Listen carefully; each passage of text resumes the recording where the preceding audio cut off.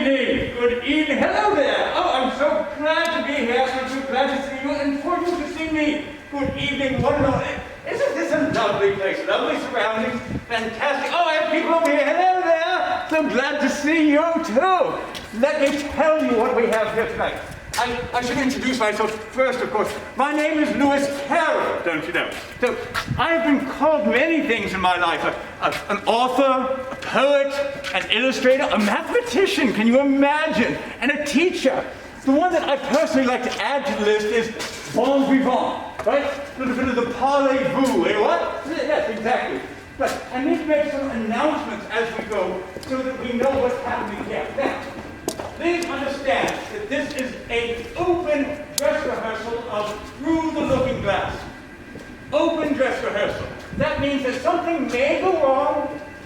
We might have to stop.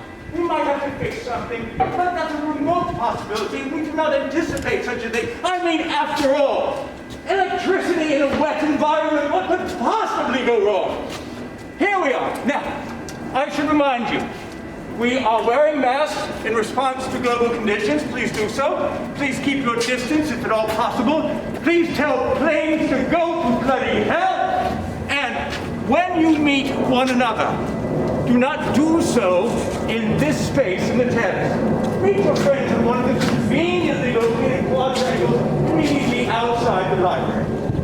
With all of that said, I should remind you, this production runs approximately 1 hour. Probably shorter in time if I could get rid of these blasted announcements more quickly. So, please, sit there, relax. We will bring the performance to you.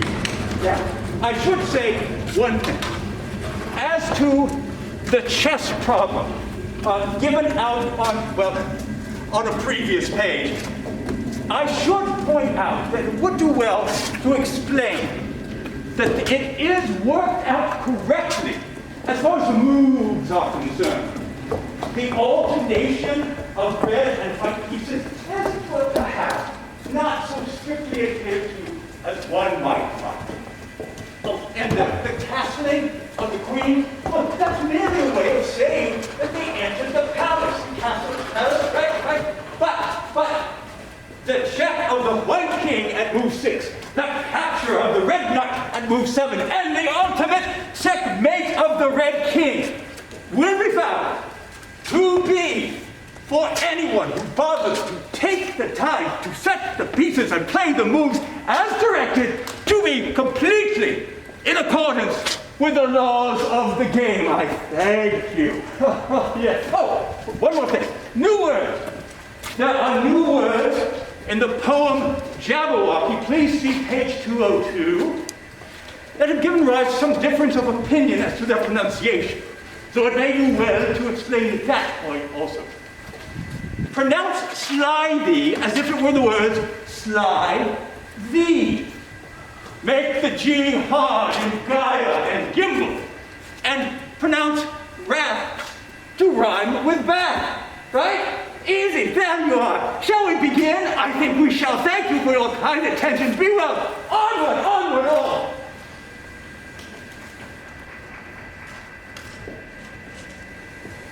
Tell them the fear of crowded brow and your name, eyes of wonder. Whose tiny fleet in eye and hood, or through the light of wonder. Thy love smile, your surely hail, the love gift of fair tale. I have not seen thy sunny face, nor heard thy silver laughter.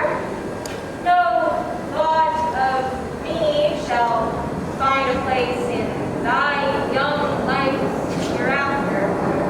And know that now thou wilt not fail to listen to my fairy tale. A tale begun in other days when summer suns are glowing.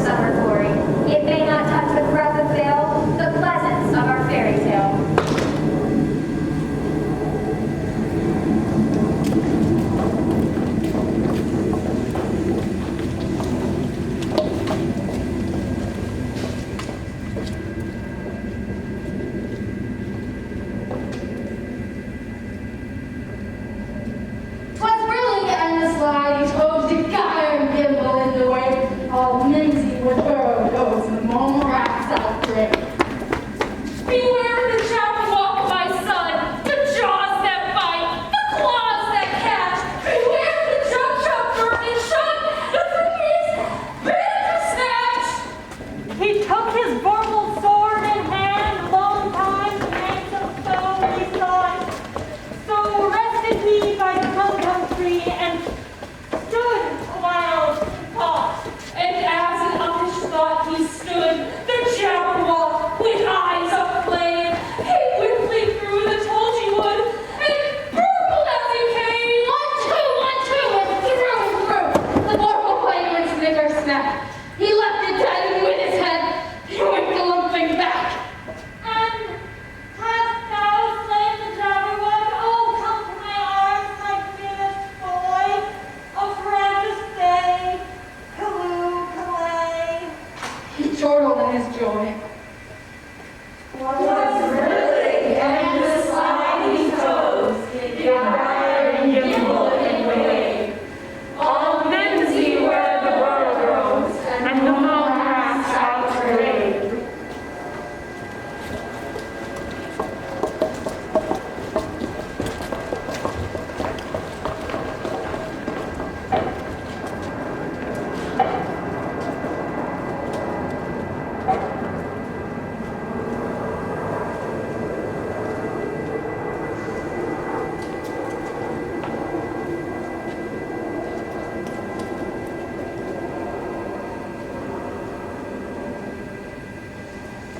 In winter, when the fields are white, I sing this song for your delight. In spring, when woods are getting green, I'll try and tell you what I mean. In summer, when the days are long, perhaps you'll understand the song. You know that when the leaves are brown, take pen and ink and write it down. I sent a message to the fish. I told them, this is what I wish. The little fishies of the sea, they send an answer back to me. The little fish's answer was, we cannot do it, sir, because... I sent to them again to say, it will be better to obey.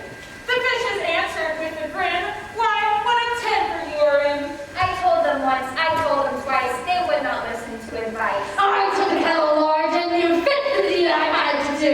My heart went hope, my heart went thumb. I feel the kettle at the thumb. Then someone came to me and said, the little fishes are in bed. I said to him, I said it plain, then you must wake them up again. I said it very loud and clear. I went and shouted in his ear. But he was very stiff and proud. He said, you needn't shout so loud. He was very proud and stiff. He said, I'd go and wake them if... I took a corkscrew from the shelf. I went to wake them up myself. And when I found the door was locked, I pulled and pushed. You cannot. And when I found the door was shut, I tried to turn the handle. That's all, Humpty Dumpty said. Goodbye.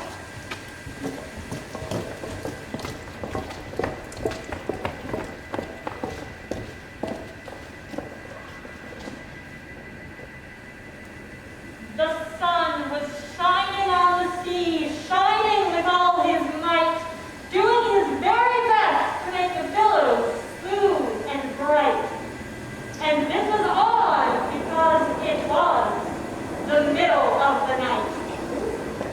The moon was shining sulkily because she thought the sun had got no business to be there after the day was done. It's very rude of him, she said, to come and spoil the fun. The sea was wet as wet could be. The sands were dry as dry. You could not see a cloud because no cloud was in the sky. No birds were flying overhead. There were no birds to fly. The walrus and the carpenter were walking close at hand. They wept like anything to see such quantities of sand. If this were only cleared away, they said, it would be grand. If 7 rains or 7 moths swept it for half a year, do you suppose, the walrus said, that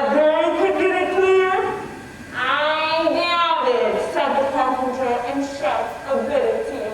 Oh, oyster, come and walk with us, the walrus did beseech. A pleasant walk, a pleasant talk along the briny beach. We cannot do with more than four to give a hand to each. The eldest oyster looked at him, but never a word he said.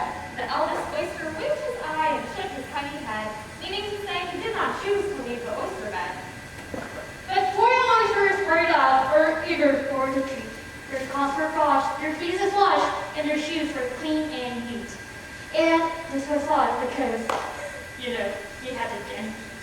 4 other oysters, and yet another 4, and quick and fast they came at last, and more and more and more, all hopping through the frothy waves and scrambling to the shore. The walrus and the carpenter walked on a mile or so, and then they rested on a rock, conveniently low, and all the little oysters stood and waited in a row. The time has come, the walrus said, to talk of many things, of shoes, of ships, of sealing wax, of cabbages and kings, and why the sea is boiling hot, and whether pigs have wings. The oysters cried, "Hurry, Pepperjack! There's some of us are out of breath, but all of us are fat."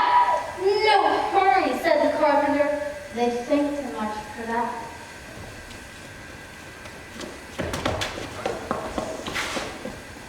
A loaf of bread, the walrus said, is what we chiefly need. Pepper and vinegar besides are very good indeed. Now if you're ready, oysters dear, we can begin to feed. But not us, the oysters cried, turning a little blue. After some The night is fine, the walrus said. You wouldn't mind the view? It was so nice of you to come, and you are very nice. The carpenter said nothing but, cut us another slice. I wish you were not quite so deaf, I've had to ask you twice. It seems a shame, the walrus said, to play them such a trick after we brought them out so far and made them drop so quick. The carpenter said nothing but, the feathers spread too thick. "I'm weeping," the walrus said. "I'm weeping so that." With sobs and tears, he sorted out the holes of the largest socks, or his pocket handkerchief, or his string ties.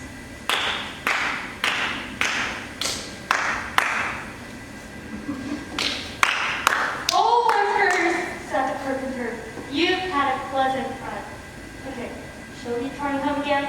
But answer came through nod, and that was scarcely odd because they didn't everyone.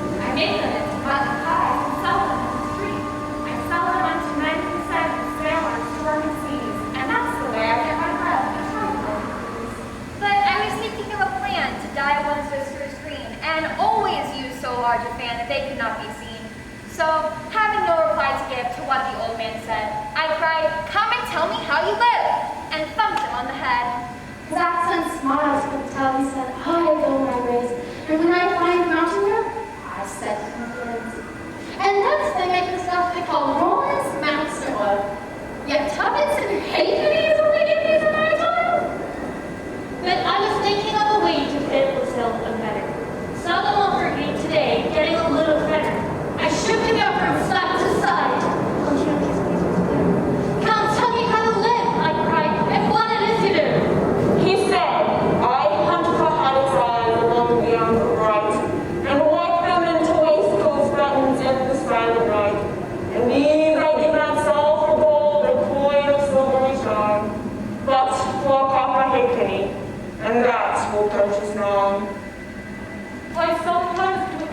for buttered rolls, or sat lawn cakes for crowds. I sometimes stared to the grassy knolls for wheels of handsome cabs, and that's the way he gave a wink.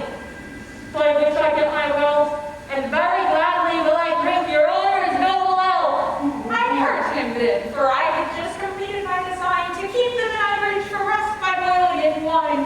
I thank him much for telling me the way he got his wealth, but chiefly for his wish that he might drink my noble health.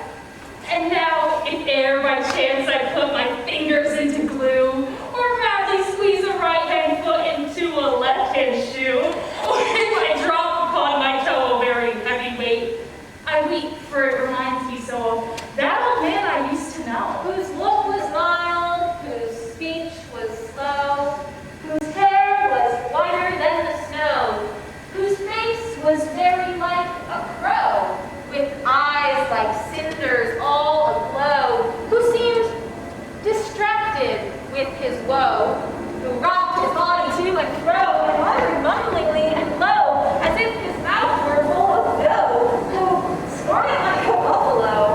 That summer evening, long ago, sitting on a gate.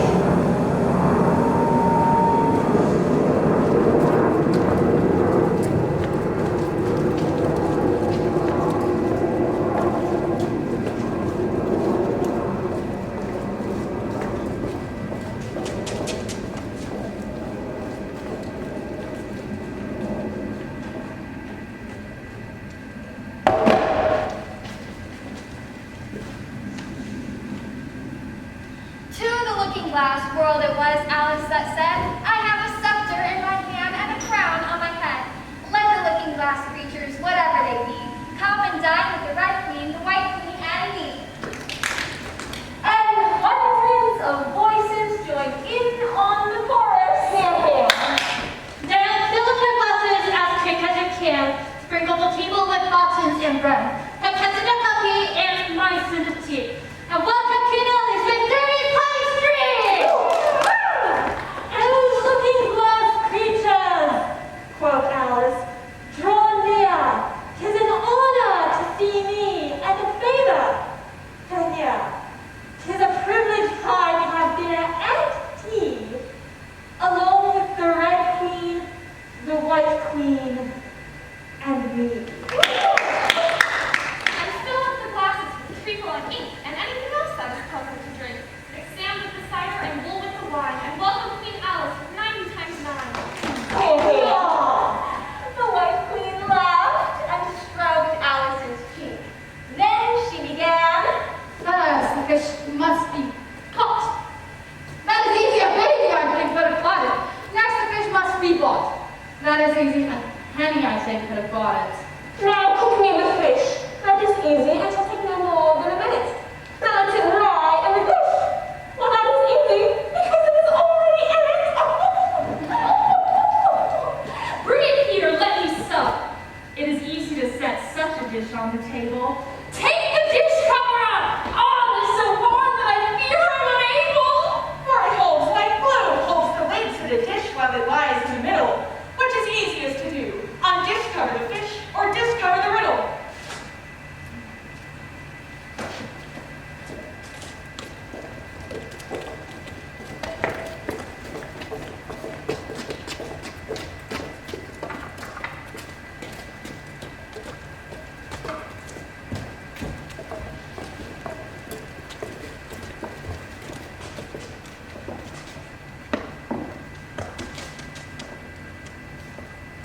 Abroad beneath a sunny sky, lingering onward dreamily, and an evening of July.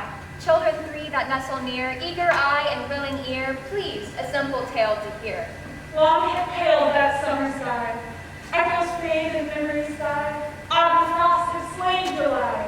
Still she haunts me phantom-wise, Alice moving under skies, never seen by waking eyes. Children yet the tale to hear, eager eye and willing ear, lovingly shall nestle near.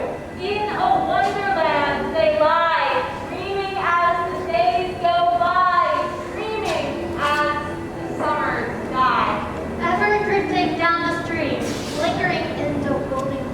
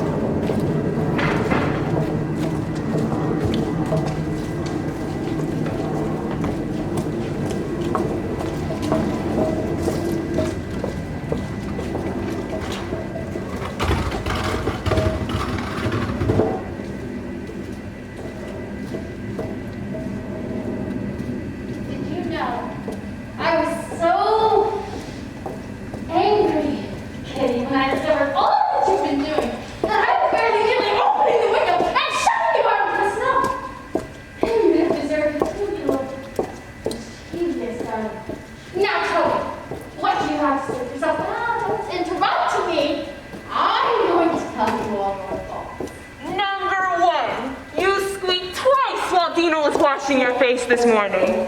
Well, you can't deny it, Kitty. I heard you. What's that you say? How tall is your eye? Well, that's your fault for keeping your eyes open. If you shut them tight up, it wouldn't have happened. Now don't make any more excuses, but listen. Number 2, you pulled your other away by the tail, just as I had to down the saucer only on the tree further. But you were thirsty, were you? How do you know she wasn't thirsty too? Now for number 3, you avoided every bit of the girl's head while I wasn't. It seems very pretty, but it's rather hard to understand. You see, she didn't like to confess, even to herself, that she couldn't make it out at all. Somehow it seems to fill my head with ideas, only I'm not exactly sure what they are. However, somebody killed something. That's clear, at any rate. Well, there's no use trying. What's hard to believe in impossible things?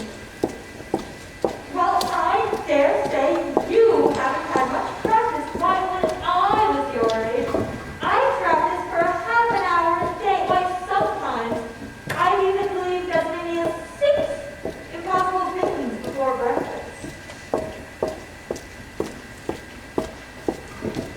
What is it that you want to buy? Well, I don't quite know yet. I should like to look all around me first, if I may. You may look in front of you.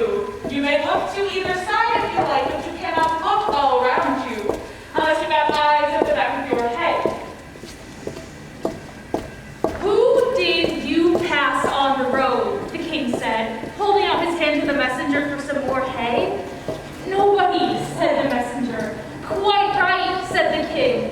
This young lady saw him too, so of course nobody walks slower than you. I do my best, the messenger said in a sulky tone. I'm sure nobody walks much faster than I do. Alice could not help her lips curling up into a smile as she began. Do you know, I always thought unicorns were such fabulous monsters too. I never saw one alive before. Well, now that we have seen each other, if you'll believe in me, I'll believe in you. Is that a bargain?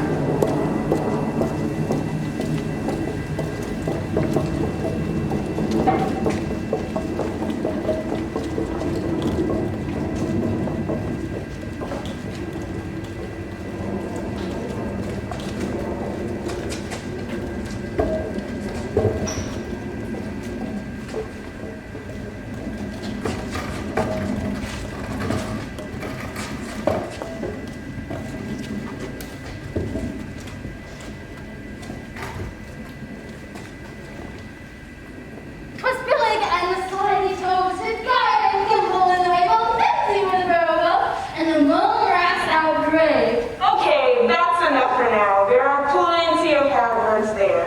Like grilling, for example. Well, grilling is 4 o'clock in the afternoon. You know the time when you begin broiling things for dinner?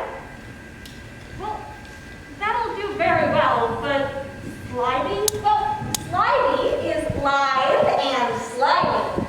Live is the same as active. You see, it's like a portmanteau.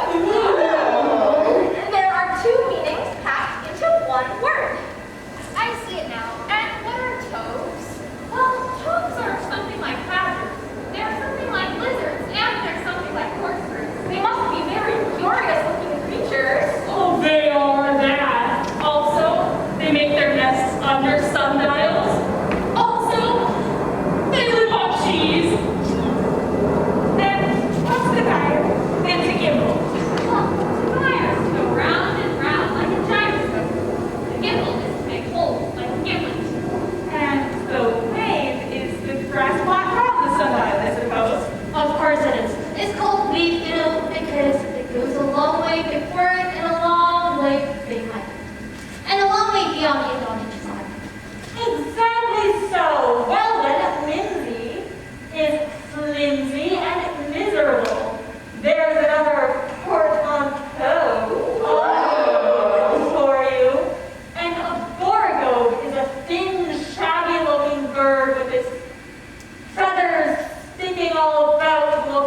something like a live moth.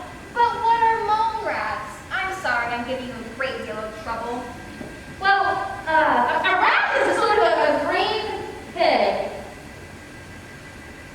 But, Mom, I'm not certain about. I think it means from home, meaning they lost their way. You know. And what does outbrave mean? Well, outbraving is a cross between bellowing and whistling.